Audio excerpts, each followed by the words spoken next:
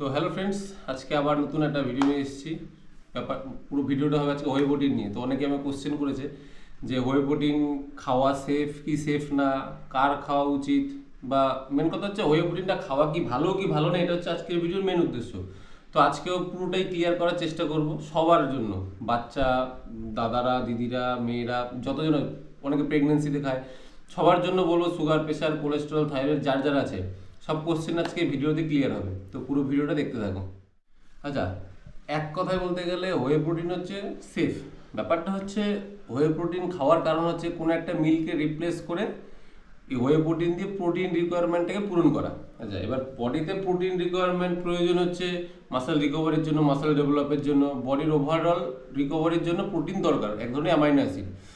তো এবার ব্যাপারটা হচ্ছে অনেকে আছে ওয়ার্কআউট করে, তার রিকোয়ারমেন্টটা বেশি, অনেকে আছে ওয়ার্কআউট করে না, তার লিমিটেড কিছু রিকোয়ারমেন্ট থাকে, যতটা যার প্রয়োজন। এবার বাচ্চাদের জন্য কিছুটা কম প্রয়োজন, যারা বড় আছে তাদের রিকোয়ারমেন্ট একটু বেশি। এইভাবে জিনিসটা ডিফারেন্স হয় যে কার কতটা কি প্রয়োজন। এবার ব্যাপার হচ্ছে মার্কেটে হাজার রকমের ওয়ে প্রোটিন পাওয়া যায়। তুমি একটা গুগলে যদি সার্চ করো বা ফ্লিপকার্ট বা আমাজনে যদি সার্চ করো ওয়ে প্রোটিন বলে, 100-200 রকমের কোম্পানি বেরিয়ে যাবে। এবার ওর মধ্যে কিছু কিছু আছে ভালো, এবার তার মধ্যেও নানান রকমের ডিফারেন্স আছে। হোয়ে প্রোটিন কনসেন্ট্রেট, আইসোলেট, মাসগেনার, ফাসগেনার, হ্যাড্ডা বাড্ডা, নানান কিছু আছে। কনসেন্ট্রেট, আইসোলেট, হাইড্রোলাইজ, এবার তার মাঝখানে ব্লেন্ডও হয় অনেক রকমের।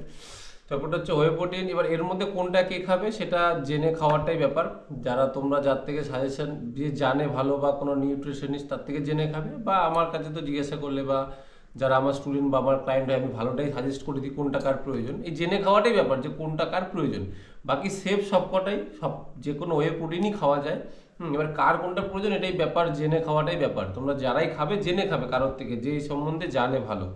হ্যাঁ, তো ব্যাপারটা হচ্ছে হোয়ে প্রোটিন নিয়ে যেটা নিয়ে বক্তব্য আজকে রাখার, যে খাওয়া যাবে কি না, সবাই খেতে পারবে। বিশেষ করে সব খাওয়া তো উচিত যারা ফ্যাট লস করছো। তোমরা অনেক দিদিরা, বোনরা আছো বা দাদারা আছো যারা ফ্যাট লস করতে চাইছো, ওয়ার্কআউটও করছো, হাঁটা চলাও করছো, বাট তোমাদের ডায়েটটা হয়তো ব্যালেন্স থাকে না, কারণ ডায়েটের মধ্যে কার্বোহাইড্রেটের পরিমাণটাই বেশি থাকে, যে কটা মিল আমরাই নিই।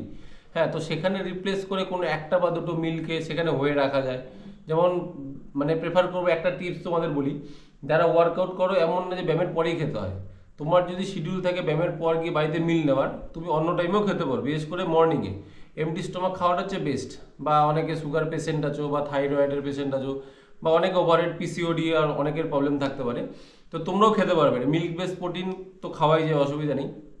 তোমরা কি এমটি স্টমাক খালি পেটে এক স্কুপ হোয়ে প্রোটিন খেয়ে নিলে, তারপর সারাদিন মিলটা ব্যালেন্স করতে করতে গেলে, যে কার্বস কম, প্রোটিন, ডিম, চিকেন দিয়ে বাকি রিকোয়ারমেন্টটা পূরণ করলে, তো এরকমভাবে খাওয়া যায়। খাওয়া যাবে না এরকম কোনো ব্যাপার না। সবার মনে ভয় থাকে যে আমি তো ব্যায়াম করি না, তাহলে কি আমি হোয়ে প্রোটিন খেতে পারবো? হোয়ে প্রোটিন খাচ্ছে না, বাট সে ওই বাজারে নানান ধরনের প্রোটিন পাওয়া যায়, তো খাচ্ছে। তো সেটা ওয়ে প্রোটিন, নামটা ওয়ে প্রোটিন না, বাট জিনিস একই, ওই প্রোটিনের জন্যই সেটা সে খায়।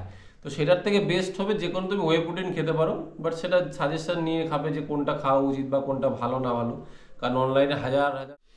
আচ্ছা, তো তোমাদের আরও দু একটা টিপস দিই, যে ওয়ে প্রোটিনের মধ্যে আরেকটা জিনিস আছে যেটা খুব কম দামে পাওয়া যায়, 3 কেজি 5 কেজি অনেকে খায়, মাছ গেনার।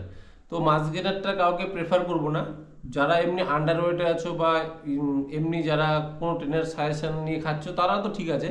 বাকি যারা নর্মাল ওয়ার্কআউট করো না, বা যারা কেউ ওয়েট লস করতে চাইছো বা ফ্যাট লস করতে চাইছো, তারা সবসময় প্রেফারেন্স দেবো যে আইসোলেট বা হাইড্রোলাইজ কিছু খাও। হাইড্রোলাইজটাও সবার জন্য প্রয়োজন না, যদি কারো ডাইজেশনে কোনো রকম প্রবলেম থাকে তাহলে খেতে পারো, আদারওয়াইজ প্রয়োজন পড়ে না। তো তোমরা আইসোলেট, যে কোনো ভালো পিওর কোনো আইসোলেট, আলট্রা ফিল্টার হয়ে কোনো পিওর আইসোলেট খেতে পারো। আচ্ছা, আরেকটা জিনিস যেটা সেকেন্ড টিপস, যে তোমরা কোনো ফ্লেভার বাজবে না, কারণ এই ফ্লেভার খেতে গিয়ে অনেকে প্রোটিন খায় না, তখন ফ্লেভার খায়। কারণ ম্যাক্সিমাম ভালো যে ওয়ে প্রোটিনগুলো হয়, ম্যাক্সিমাম 90% প্রোটিন হয় চকলেট বেস, চকলেট আর কফি। কফি এখন হচ্ছে চকলেট বেস। কারণ কি, এগুলোতে সুগার অতটা দিতে হয় না, যদি আর্টিফিশিয়াল সুগার থাকে। তো এবার অনেকে চায় কি যে বাটারস্কচ, ফাটারস্কচ, হ্যাড্ডা ব্যাড্ডা, প্রচুর রকমের ফ্লেভার এখন। তো অন্য নানান নানান সব ভালো কোনো কোম্পানির তুমি হাজার কোনো ফ্লেভার পাবে না, কিছু কিছু স্পেসিফিক ফ্লেভারই থাকে, তারা বানায়। বাট ওই ফ্লেভারের অনেকের পছন্দ না দেখে ভুংভাং কোনো হোয়ে প্রোটিন বা কমা কোনো কোম্পানির হোয়ে প্রোটিন খায়, তারপর সে কাজের কাজ, রেজাল্ট কিছুই আসে না, সে ফ্লেভারটাই খায়।